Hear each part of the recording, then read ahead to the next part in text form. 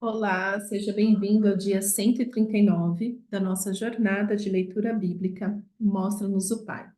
Estamos hoje finalizando o livro de 2 Coríntios, com os capítulos 12 e 13, e também temos o capítulo 1 de Daniel. Mas Daniel vou comentar no próximo episódio. Para hoje, vamos no capítulo 12 de Coríntios, a partir do verso 1, que diz: É necessário que eu continue a gloriar-me com isso, ainda que eu não ganhe nada com isso. Ainda que eu não ganhe nada com isso, passarei as visões e revelações do Senhor.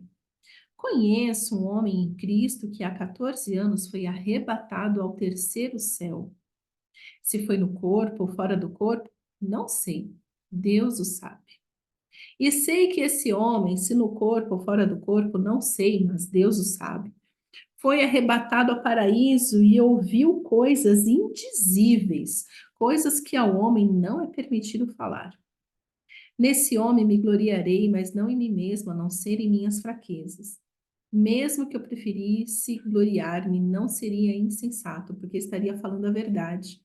Evito fazer isso para que ninguém pense a meu respeito mais do que em mim vê ou de mim ouve, para impedir que eu me exaltasse por causa da grandeza dessas revelações, foi-me dado um espinho na carne, um mensageiro de Satanás para me atormentar.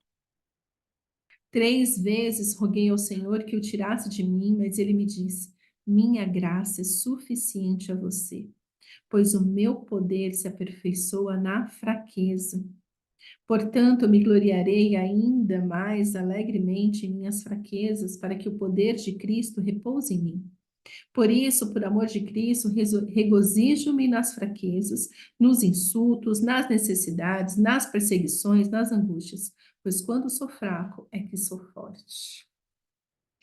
Complexo! Por que que eu aceitei mesmo? Ou por que que eu escolhi mesmo essa porção para falar? Vamos lá. A força de Cristo.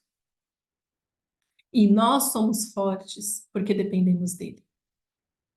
A força está em Cristo. Então, assim, quando eu sou fraco, eu vejo o quão dependente eu sou do Senhor.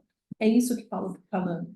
Então, ele fala assim de não vou me gloriar, tipo, ele fala dessa pessoa, né, que foi arrebatada ao terceiro céu. Gente, eu quero muito saber quantos céus tem, porque realmente, quando o Senhor faz terra, ele faz terra e céus. Céus está no plural. E agora Paulo fala que ele foi ao terceiro céu. Fala, Senhor, quantos céus tem? Meu Deus! Mas isso não é assunto para hoje, porque eu não entendo nada disso. Ainda não cheguei neste nível. Um dia eu vou chegar, aí eu conto para vocês.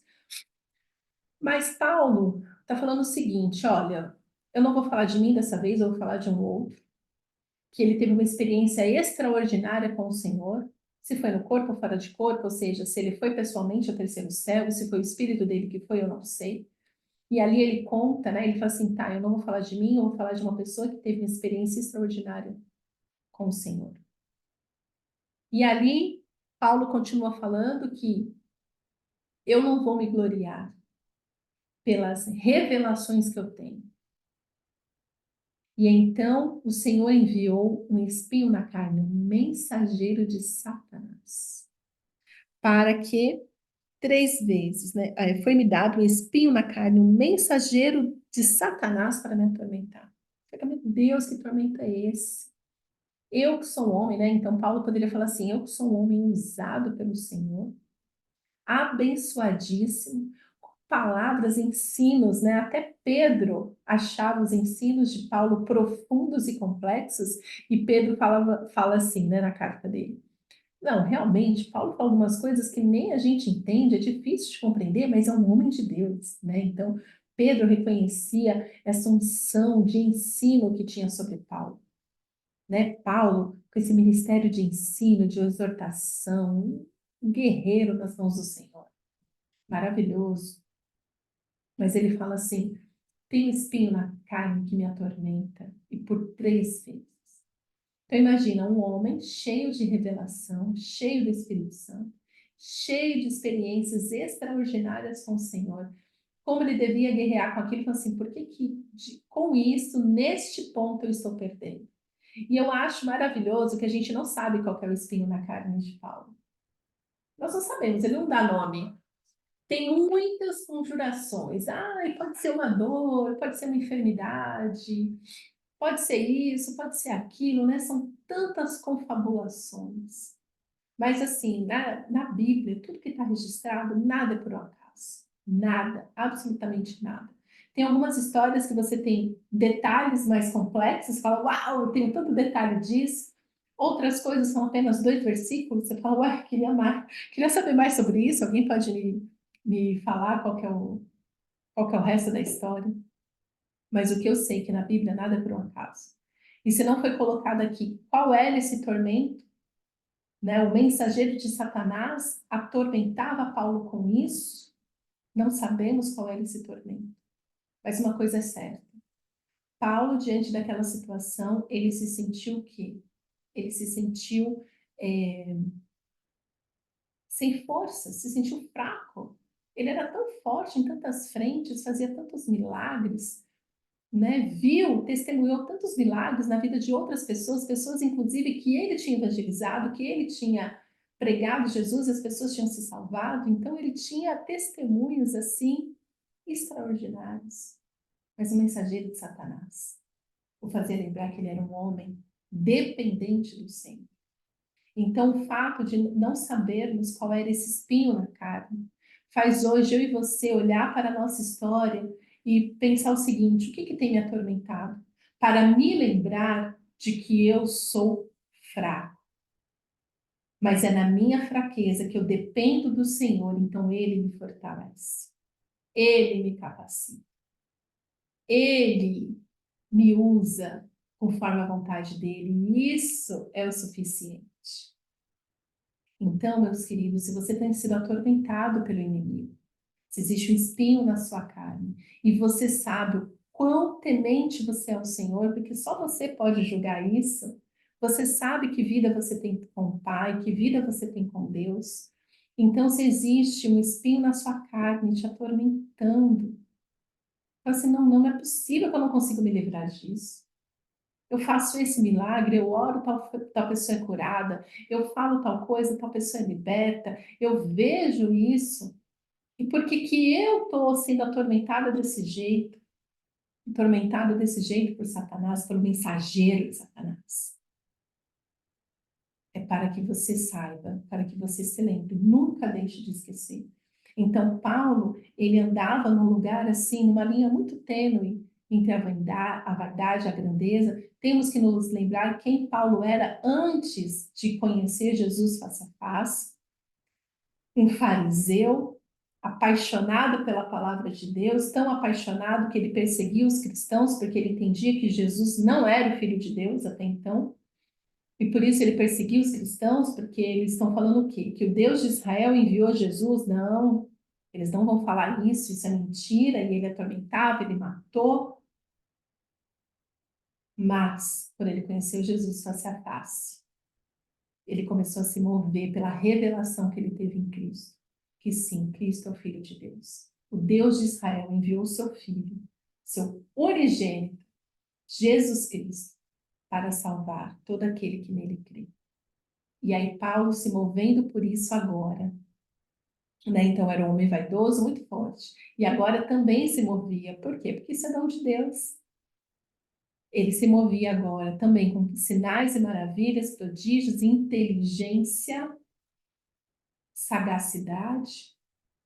Mas ele precisava de um espinho na carne para ser humilde, para se lembrar que ele precisa do Senhor para tudo. Existem coisas, meu irmão, que o Senhor não vai tirar. Vai continuar sendo um mensageiro de Satanás na sua vida e na minha vida, para que a gente se lembre em todo momento que dependemos dele para tudo. E isso não é uma desgraça, isso é bênção. Isso é bênção, meu irmão.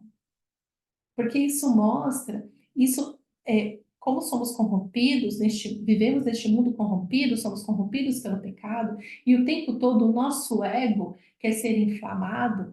Eu falei no episódio anterior sobre generosidade, né? Fazer para os outros verem, Vivemos no tempo da idolatria. Sempre teve, mas hoje com as redes sociais está muito mais forte. A idolatria do ego. O eu, o que eu faço. Olha como eu sou lindo. Olha como eu sou maravilhoso. Cadê minhas curtidas? Cadê os elogios? Mas, mas, se você tem buscado o Senhor, vai ter um mensageiro de Satanás, para que você se lembre que você é fraco. Porque, e essa fraqueza não é uma fraqueza de que você não tem o Espírito Santo, de que você não tem dons, de que você não tem talento. É uma fraqueza de que você pode a qualquer momento sucumbir ao seu ego. É uma fraqueza de que a qualquer momento a vaidade pode dominar o seu coração e ao invés de dar glórias a Deus, você começa a idolatrar, a glorificar o que Deus te deu. Entende? Então o ministério começa a ser maior do que Deus na sua vida, é a idolatria do ministério, é a idolatria do eu cuido das pessoas, essas pessoas são minhas, é a idolatria do eu dou melhor ensino, eu faço melhor isso. É uma linha muito tênue. E o que o Senhor permite, quando o Senhor fala, a minha graça te basta, a minha graça te basta, pois o meu poder se aperfeiçoa na fraqueza. O poder do Senhor se aperfeiçoa na medida que nós nos submetemos a Ele e somos realmente submissos ao seu direcionamento. Quando o Senhor manda abrir mão, a gente abre pela fé, vamos abrir mão daquilo que tem nos aprisionado. Se o Senhor tem pedido para você, definitivamente, tranca seu Instagram, deleta o seu Facebook, muda de número para você trocar esse WhatsApp, eliminar esses grupos. O Senhor pode sim te pedir no Instagram, no Facebook, WhatsApp, sei lá o que mais, que tem te atormentado, tem feito o seu ego inflar. O Senhor pode pedir que você apague todas as suas fotos seminu, seminua, fala para homem e para mulher isso, né? Porque homem também, o meu poder se aperfeiçoa na fraqueza. Por quê? Porque se você tem buscado ser forte em mecanismos, nesse tipo de mecanismo, se você não tem buscado a sua força no Senhor, você está achando que quando tirar isso, você vai despedaçar. Quando a verdade é, o meu poder se aperfeiçoa na fraqueza. Aquilo que você reconhece, que é o seu ponto fraco, que pode te derrubar, é ali que o Senhor vai operar com força. É ali que o Senhor vai te fortalecer para você falar assim, sim, eu posso viver sem esse Instagram. Eu posso viver sem ficar postando fotos seminuas. Eu posso viver sem esse Facebook. Eu posso viver sem esse círculo de amizade tóxico. Eu posso viver sem esse marido. Eu posso viver sem esse filho. Por quê? Aí se a gente fala de família, né? Ao invés de tratar o seu marido com força de eu que mando, eu que faço, sou mulher, eu ganho dinheiro também, eu não sei o que, não sei o que. Submeta ao seu marido. Seja fraca mesmo. Dependa do Senhor para honrar o seu marido. Homens que têm dificuldade de amar essa esposa, que só Jesus na causa, foi você que escolheu casar com ela. Seja fraco. Seja fraco, fala, Senhor, eu preciso da tua força para poder amá-la, para poder me sacrificar por ela, para poder conduzir essa família. Tem que ser fraco mesmo. Porque é na fraqueza que a gente levanta a mão e fala, Senhor, eu preciso de ti. Filhos que não conseguem obedecer os pais, falam, Senhor, eu não consigo obedecer, esse é o meu ponto fraco, eu não consigo obedecer. Que eu acho que o que meus pais estão falando é balela, mas por amor ao Senhor me fortalece para eu obedecer, sim. Eu preciso obedecer meus pais, porque a tua palavra diz que eu devo obedecê-los. Isso é a fraqueza que nós devemos entregar ao Senhor para que Ele nos fortaleça, para que a gente saiba que é na força que Ele nos dá que nós andamos segundo a sua verdade, a sua justiça, que andamos em obediência. Que hoje você possa ter essa clareza, que o tormento é justamente para você abrir mão daquilo que você não controla. É para você abrir mão de tudo que não vem do Senhor e entregar para Ele, para que Ele te fortaleça, para que você possa fazer a vontade dEle, que é boa, perfeita e agradável. Amém? Pai, obrigada pela tua palavra. Ó Senhor, a tua graça nos basta. Nos confronta hoje, Senhor, realmente na nossa fraqueza. Que possamos entender, ó Pai, que esse tormento não é para nos destruir, mas para reconhecer que precisamos de Ti, Senhor. Precisamos do Senhor para nos fortalecer, precisamos da Sua força, do Seu poder, para que possamos andar nos Seus caminhos e fazer a Sua vontade. Nos traz luz hoje, Senhor, sobre isso, para que possamos, ó Pai, em tudo, glorificar o Teu nome. É isso que eu te peço, Pai. Em nome de Jesus. Amém.